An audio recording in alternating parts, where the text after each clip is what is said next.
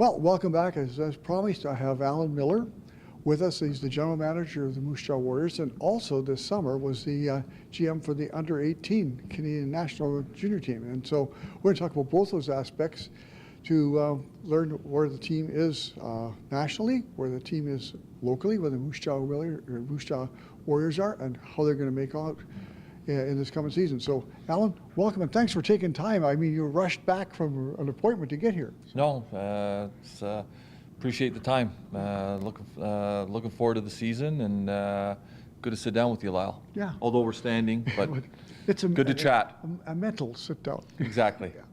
So, let's talk first about the U18. A lot of people didn't know that you were being involved with the U18 program and the Canadian national junior team. How did that happen? Well, I'm a low-key guy. Yeah. So it wasn't. I didn't take out billboards to let everybody know, but it was certainly an honor to be involved with Hockey Canada and their program of excellence. And going back to 2012, Hockey Canada started putting NHL general managers in charge of their Olympic teams and their World Championship teams. And they felt that that program was working out so well that they wanted to bring it to their under 17, under 18, and under 20 level, where a general manager from each of the three leagues would be associated with those national programs. And I got a phone call early in the summer via Hockey Canada and Ron Robinson, our commissioner, to be part of the management group and work with the under 18s. And the timing was excellent because the rebranded Hlinka Memorial was the Hlinka Gretzky. It was moved to Canada and played out of Edmonton, so we were on Canadian soil for the first time in a long time. And a great process, great learning experience. Like I said from the outset, a privilege and an honor to be involved. And we had a great staff. We had an outstanding group of young men and a lot of potential, some great young hockey players to work with. We had 44 players from across the country at our selection camp, got the team down to 22. That was a real difficult process because of the depth of the quality of players across the country. But got to the tournament, and a little bump in the road with pre-comp and exhibition game in Red Deer against the Czechs. It was the only game we lost, but ended up going 5-0 and beating the Swedes for the gold medal. So very exciting, and again, quite an honor. Yeah, and certainly we were following you and I watch it on TV and I go, there's Alan. But you know, there's Moose Jaw players involved too. We had Braden Tracy is in that age group, and yes. He went through the under 17 process and played at the under 17 national championships a year ago. So was certainly considered for the selection camp, but didn't quite get there. But he's a good young player. We have some other players in that age group that will come along. Daniel Stepanov, one of our import players, played as an underage for Belarus at the World Under-18 Championships this past April. When you combine that with Mark O'Leary's experience as an assistant coach with one of the Canada's national under-17 teams coming up in November in St. John, New Brunswick, and I'm sure you talked to Tim about his World Juniors and being the head coach, and a lot of exciting stuff for the hockey club, both here with our team and internationally. Well, I know it's going to be a great ride for you because you've obviously had great success. You are working with a good team of coaches and the whole program. So continued success with that. But let's talk about the 2018-2019 Moose Jaw Warriors. The lights came on because I guess it's a special moment to change it or whatever. But so for you, last year we had the best team in the WHL in the entire regular season. You did a little tinkering to bring in a little bit more size and strength at the end. Mm-hmm. But so you graduated a fair amount of players, but not whatever the didn't sell the farm to make your team better for 1 year.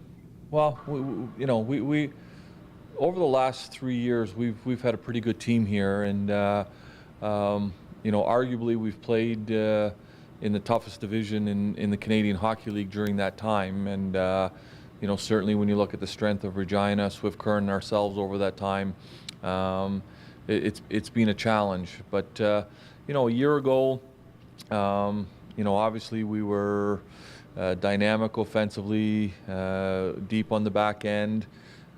Struggled with some injuries in the first half of the season. Jet Wu most of the year, Josh Brook, but battled through to have a good season. And then in the playoffs, arguably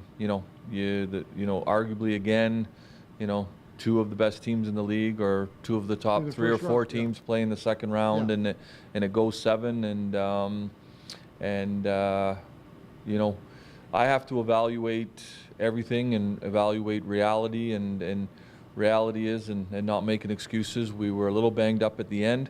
I certainly would have liked to have seen what the outcome would have been if we could have stayed healthy, but at the end of the day, it's a grind, and lots of players are banged up across the league at that time of the year. So certainly we graduate some good players. Our 3 20-year-olds from a year ago, Janot Burke, Hobgowax. In my time in the game, those young men were all 20-year-old free agents when it came to the NHL, and all signed NHL contracts. I've never seen that happen with one team, so kudos to those guys. We have some other very good players moving on, like Brett Howden and so forth, and we're going to be in a bit of a transition. We'll be on average, a little bit younger team, but we like our young group. We've had an excellent training camp here. We signed 6 players through training camp in this past summer, including Eric Alari, our first-round pick in this year's past Bantam draft earlier in the summer. Really like where we're at on the back end. Lots of depth, lots of good young players. So for us, the next couple of years, certainly, we'll have some tough decisions to make in terms of what direction we may or may not go. We have made some decisions over the past 2 or 3 years that have cost us some assets in terms of young players and draft picks.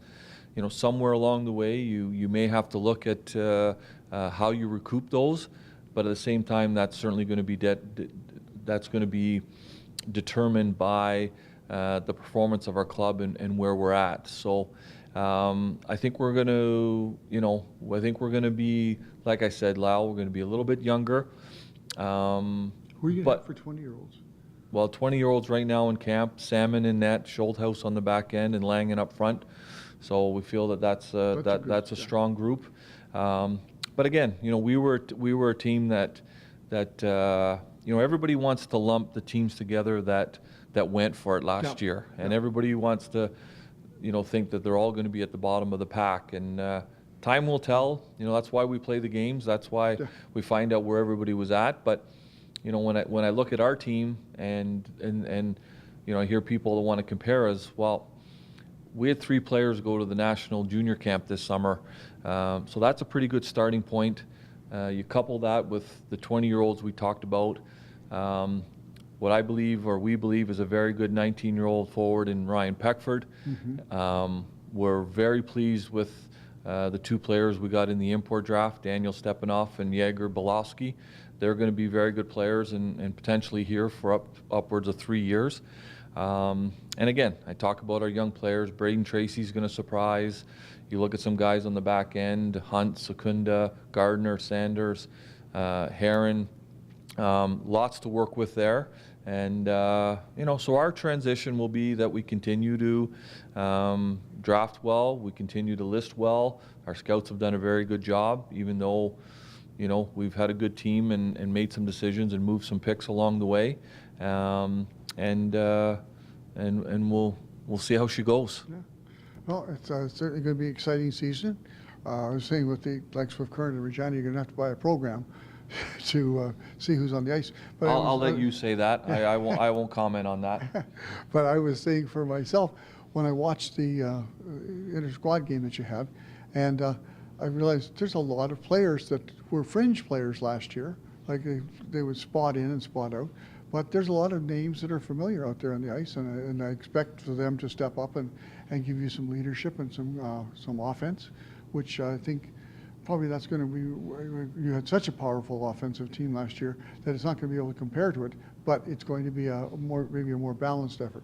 Yeah, and as you mentioned, Lau, when you graduate the number of players that we did, there's guys that were on our roster a year ago that there's expectations that they get a new opportunity, they get a better opportunity, and you expect them to step up. And guys like a Breckenwood, Tyler Smithies up front, Matt Benson on the back end, Adam Evanoff between the pipes.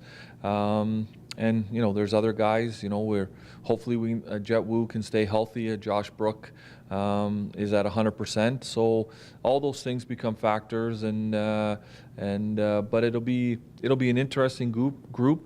I think, like you said, we'll be deep. I think we'll be balanced, and I think we'll grind it out a little bit more than maybe the dynamic of the offensive team last year did. Well, it's certainly going to be an interesting season for us to watch and to enjoy the entertainment value that you put on the ice, and the opportunities for the young men that are trying and putting on that Warriors jersey and doing their best. So best of luck for the season. Appreciate it. Thanks, Lyle. And that's it for now. So look forward to seeing you again on Moose Jaw this week.